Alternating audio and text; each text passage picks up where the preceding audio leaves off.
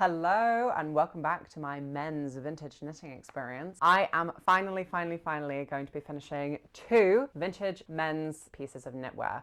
I'm really excited about this because I actually passed off one of these in December and it's taken me until now to sew the garment together and block it because I've wanted to do it on camera. First thing I have is this Fair Isle waistcoat, front pieces, and then I also have a back panel. The pattern is Sirdar brand, 1940s or 1950s. I think that's actually some discrepancy because I think on the Sirdar website it's labeled as 1950s, and then on the listing that I got it on Etsy it was labeled as 1940s. I don't know which I'm more inclined to trust because although Sirdar does have a really good collection of their vintage patterns on their website, they're not organized very well and they're not very well described. So I do question the method behind the person who did put them on the website, because it's great that the Sirdar website does have a collection of a lot of their vintage patterns. There isn't really any detail and it means that they're kind of unsearchable. These are knit in Rowan felted tweed. It's described as a DK, but I think it's more of a sport wool. It's really light feeling. It's 50% wool, 25% alpaca, and 25% nylon. And honestly, it's beautiful. I'm so excited to be able to wear this on my body. It feels amazing. It looks amazing. It's my favorite color. Also,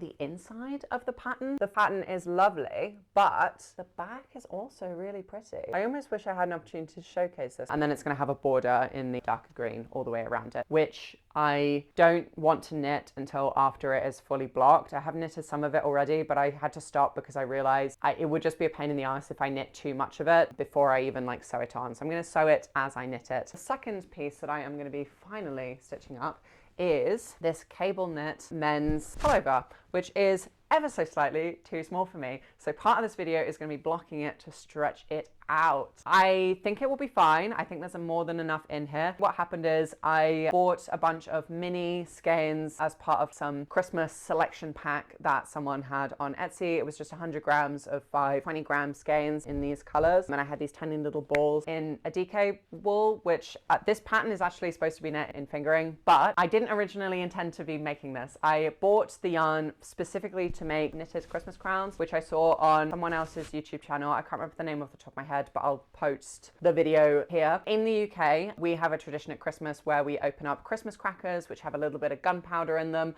and inside you get a paper crown with a joke and a really naff toy. And I thought it would be fun to make some permanent cracker crowns that my grandparents and myself could wear over Christmas, even though no one else in my family even enjoys wearing the crown and takes it off as soon as they open the cracker.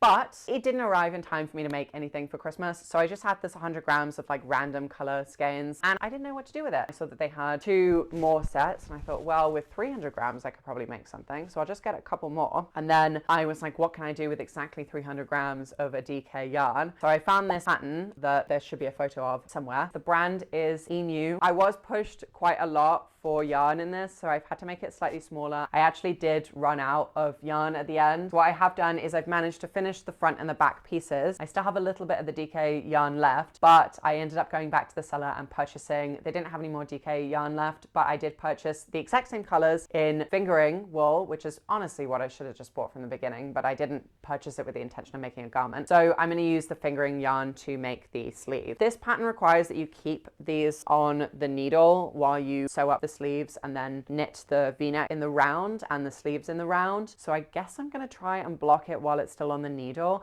I don't know if that's a bad idea. Comment if it's a bad idea, but it's what I'm going to do. Specifically for this, I have bought some dressmakers steel pins. These are, I think, 1950s, 1960s. I think the listing said 1950s. Really beautiful little tin. Am I paranoid to be worried about metal poisoning? Should I have lead tested this or something? But I thought it would be nice to have some vintage pins to do the blocking. I've also purchased an iron for the first time. I know, would you not believe that I don't iron these shirts? They're so wrinkled. I don't have blocking mat, but I hope that you will enjoy the equivalent that I am going to be using as a blocking mat. The instructions for the Fair Isle waistcoat specifically say to press each piece separately on the wrong side under a damp cloth with a hot iron. Obviously, the yarn that this pattern was using was a completely different pattern. This was like a Sirdar Fair Isle floss, dark and light. I tried to look this up. I couldn't find any information about that yarn, what that yarn was made of. I presume it was 100% wool. So I'm going to follow the instructions. From what I know, from what I've looked into, it seems like there are two main methods of blocking. You can wet block, or you can block with a steam iron, or like just the iron itself. So we're just going to be using the iron for this, and I guess I'm just going to get on with it. Welcome to my floor.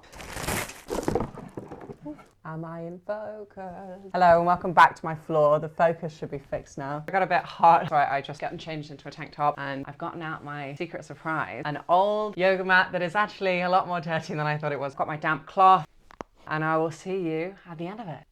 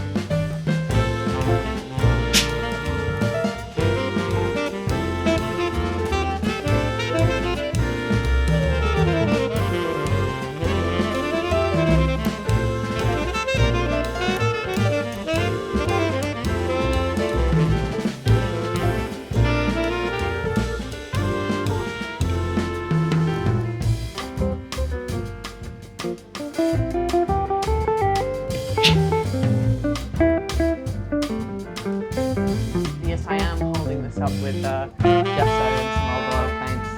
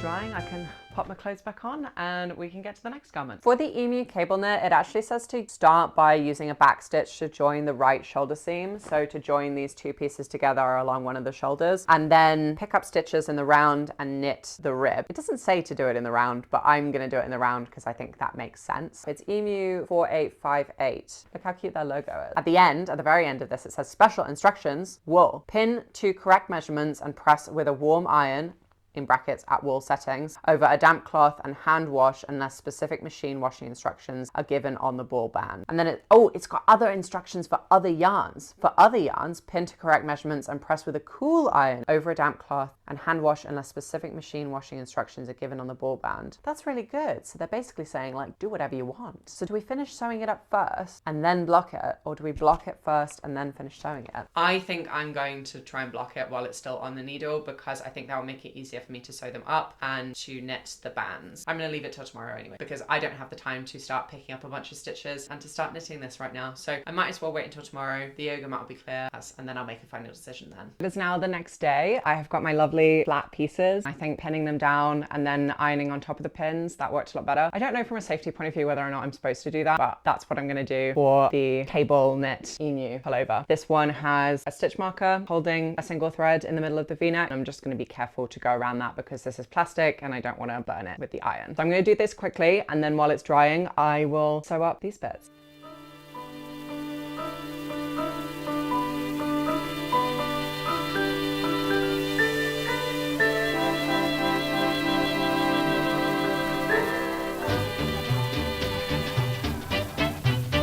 because I need to stretch the fabric a little bit, I have brought out a pullover that I got from Monkey that fits me very well. I thought that I might measure out both the front and the back onto the yoga mat, just so I have like a guideline of where I need to pin it to. I'm just drawing around where the corners of the armholes and the cuff are.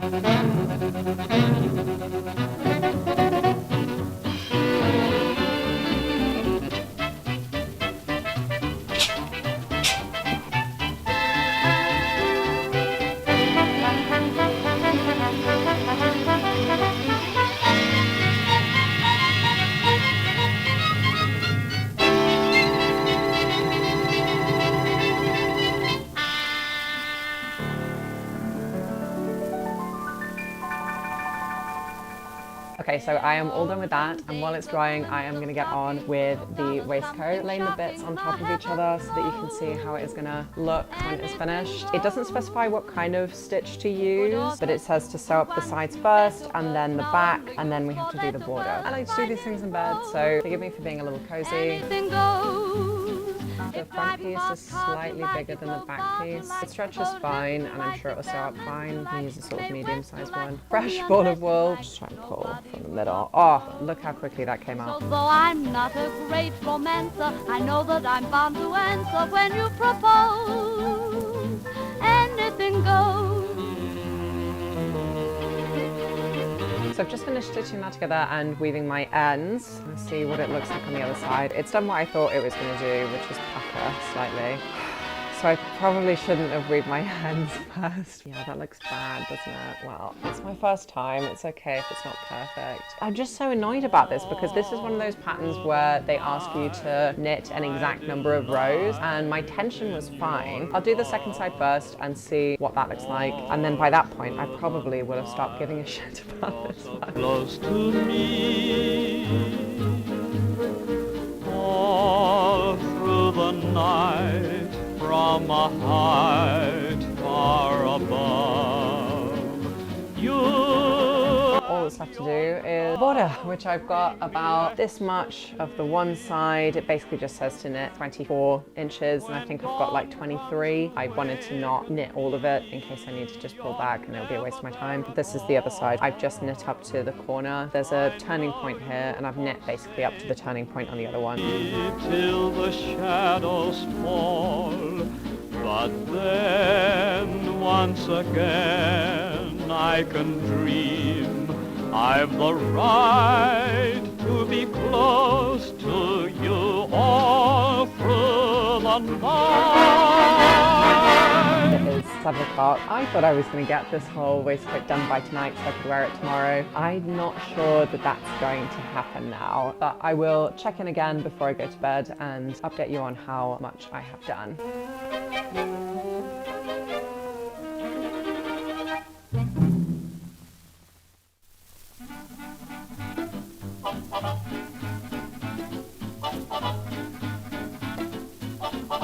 So it is the end of the night. I ended up ordering a pizza that arrived over 2 hours late, and then when the delivery guy got here, he couldn't find my house, which is not his fault, but I could see that he was just driving around in circles and he didn't pick up the phone. So I'm up a bit later than I thought I would be. Despite all of that, I still haven't done very much on the waistcoat. I really thought I would have finished more by now. This is the side that's going to have the buttons on it, and then I have knitted this much on the left border piece. What I think I'll do is I'll start sewing it on the side, and then see whether or not it fits where the buttonhole should be, which I think works so much better than just following the instructions and knitting. Happy with it. A bit disappointed that I didn't finish it this evening. The pullover is probably dried. In my naivety, because this is the first time I'm sewing up things and blocking them, in my head I was like, oh well, I'll finish this one today and then maybe even get to doing the pullover, which is just ridiculous. It's making me slightly not want to do things that involve sewing in the future, so I'm quite glad that I've got this project on the round at the moment. Quite exciting. I really don't like sewing. I'm not good at it. More time than I thought it would do. Maybe once I get the hang of it. My original plan was to wear this to work tomorrow and maybe get some footage of me in the archive wearing it and showing it off. That's me signing off for today, and I'll come back to you when I next get started with this.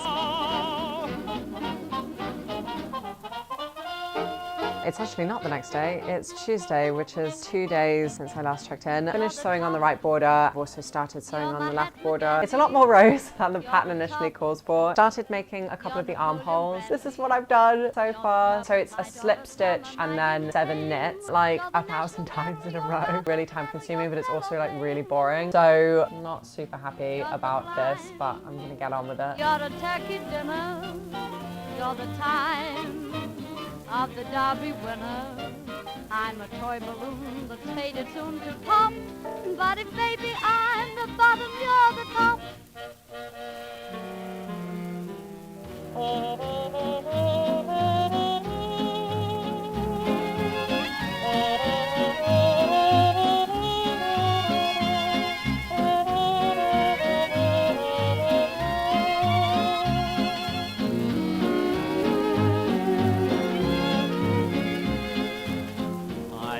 No kick. I think it's going to be about 1,000 rows, yeah, which is like 8,000 stitches. I don't recommend doing things that have really long borders in like fingering wool.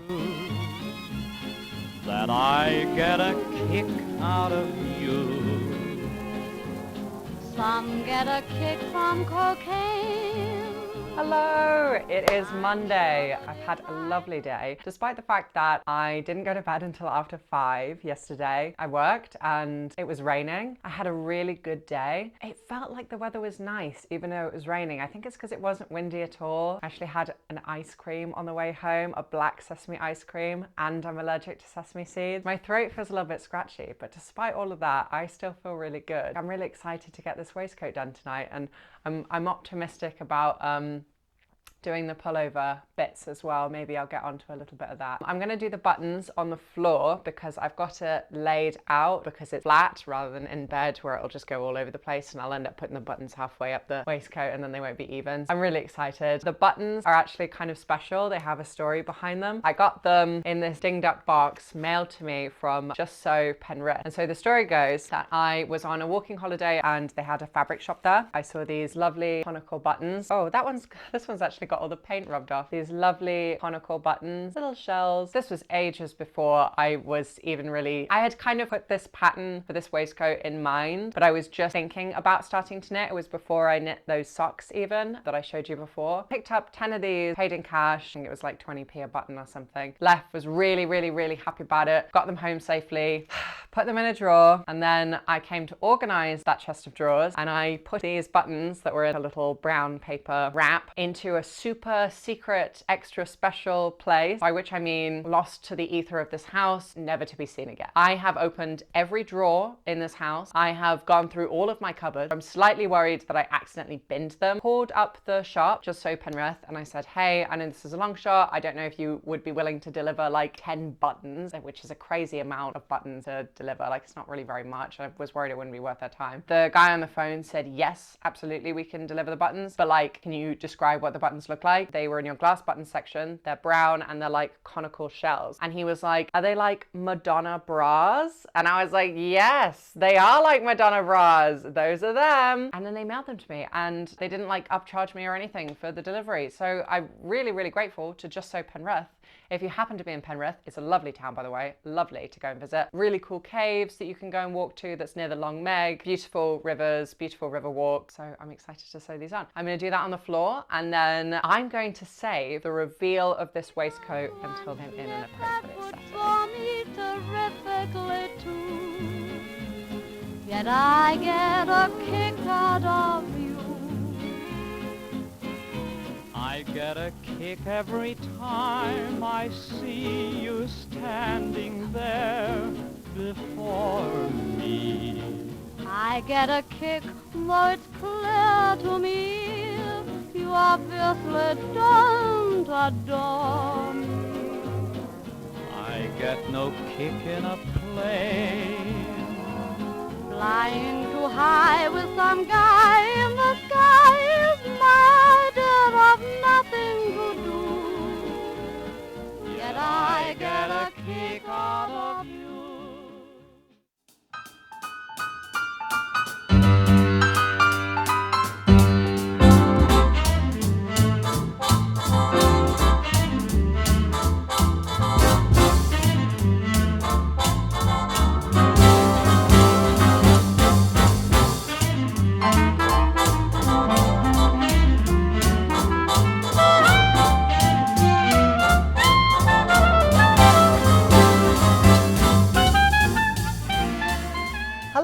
and welcome to the archive. This is me in my work environment, the kind of place where I would normally wear something like this. So I thought it would be fitting to show it off in this work environment. While I'm here, would you like to see some fun things that I'm working on at the moment? I work for a university institution, and as part of the project that I'm working on to catalogue the papers related to the university's history, there is a very substantial garment collection, which is really exciting, associated with the School for Domestic Science. This includes some student work. They had to demonstrate technical skills by creating miniature garments. And as you can see, this is far too small for a baby to wear. The arms are too long, the proportions are all wrong. The purpose of producing these was basically just to demonstrate that they could work with patterns and show off different technical skills, but on a miniature form, so it didn't take as long as making a full-size garment. What baby is wearing this? This was not made for an infant. This was a size down pattern for an adult. So I just thought I'd show you a little bit of what I'm working on at the moment at work, and then I'll give you some glamour shots of the waistcoat. So the only thing I'm not happy with, you might have already spotted, which is the dimples in the shoulders, which is possibly my fault in sewing, but it also might just be a fault of me not pressing them properly. So I think I'm going to have another go at pressing them, or maybe even just leaving them, and they'll naturally sort themselves out so that they hang a bit more like this if I pull on it. Hopefully with the weight of time, they will just come to lay naturally on my body. I'm not too worried about it. The other exciting thing is that I did sew in a button on the inside, and I can't feel it at all. I was worried because you can really see how much they jut out.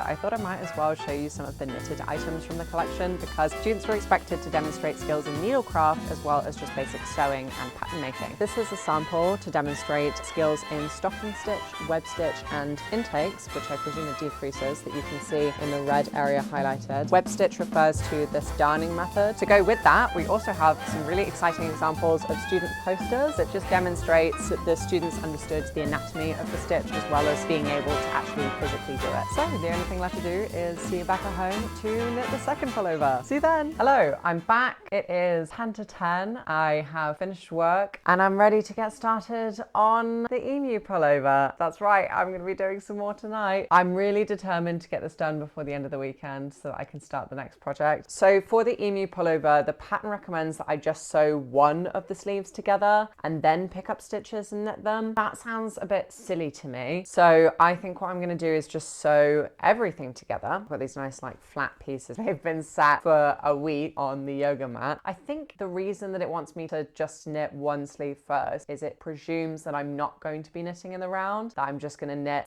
flat V's and then do the ribbing on the back separately and then stitch it all together. Just sounds bonkers and like completely pointless. I'm going to be using my trusted double pointed needles. I love knitting with double pointed needles. Get me, I'm so quirky, and I do genuinely like working with them, not just because people give me looks on the train. And because I hate sewing, apparently. The other thing that I wanted to talk about is the yarn that I'm going to be using. I only knitted it with DK wool because that's what I happened to have. Because they ran out of the DK yarn, I have a bit left, but I don't think it's enough to finish the garment. I decided to bite the bullet and buy all of the same yarns, but in fingering, because they sold the same set in the exact same dye batch in fingering. So I've just thrown absolutely pelted that yellow across the room. I'm just gonna knit the V-neck rib in green because it's my favorite color. This is so not green. Look how ungreen this green is. This has bothered me. This is the blue, right? And this is the green. These are two similar colors. I like greens that are more of a proper green. This is supposed to be a Christmas set as well. Does this look like a Christmas green to you? Even if you think this is green, which is not really, it's kind of more of a turquoise. I don't think I would have made this unless I happened to have the yarn and like had this weird idea to buy more and turn it into a pullover. I think all of the colors are really pretty. I would have liked to use them by themselves. I would have loved to have this pullover like all in this red pink color, or the yellow, or the green, or the purple. I'm just going to do the V-neck all in the green, and then I'm going to do the armbands in changing colors, so the same as this. Because if you can see, I don't actually have that much green on the front. It's much more dominated by the other colors, so a little bit of this in the middle, and I think that'll be great. The other thing that I've been doing that I didn't show you because obviously I wasn't knitting this on camera is that where I'm changing the colors, I'm not actually adding new yarn to the needle. It's surprisingly difficult to tell. What I've actually been doing is spit joining them, felting them together with spit, because I was so worried about running out of yarn. I did knit it slightly short as well because I was worried about that. Speaking of spit joining, I'm actually going to do something a little bit wild. You know the yarn that I've got currently attached to the needle still? Spit join it to the green here. I'm gonna get on with it now, and I'll see you in a bit.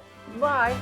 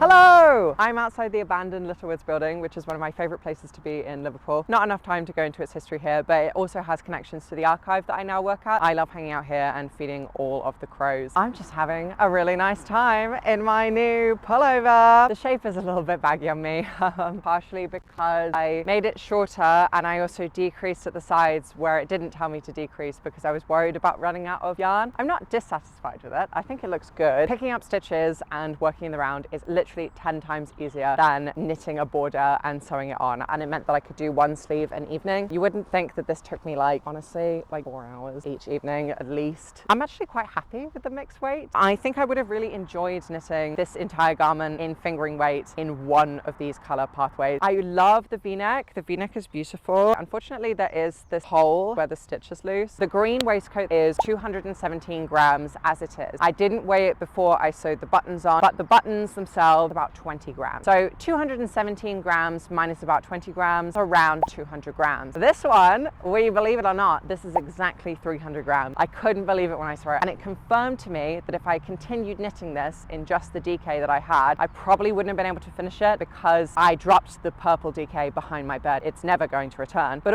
also, the heavier the yarn that you're knitting with, the more that you have to use to achieve the same result. I did actually add 2 rows to the neckline, and I added 4 rows to each of the sleeves, and maybe if I was knitting in DK I wouldn't have felt the need to do that. I'm really happy with how it looks. I really love the aesthetic of it. I love the V-neck especially. Green is my favorite color. I think it looks beautiful. I'm excited that my second ever historical garment recreation was a success. It's just nice. I feel good and I'm enjoying the sunshine. I would definitely recommend this as a pattern to start learning cable knit. This is my first time doing cable knit. I was really happy with how easy it was and how good the final results looked. Something that I love is that the stripes change color and that it is very obvious. Another quirk that I love about it is that you can tell that I have have felted the colours together. I didn't have to weave anywhere near as many things as I had to weave in for that waistcoat. I did really like how easy it was to put together. I couldn't believe that the waistcoat took me like 2 weeks, despite the fact that it did take so long for me to finish both of these garments compared to what I originally anticipated. I am still proud of myself because I have been working full time. I have been really busy with my own personal life and health and well-being. It's quite an achievement, and I'm excited, although a little bit trepidatious, to knit the next one. I have a hard deadline of a week and a month from now to knit another version of the first green waistcoat, 10 inches above the one that I did just knit. The pressure is on. Looking forward to seeing you then. This is me signing off. How do I end these videos?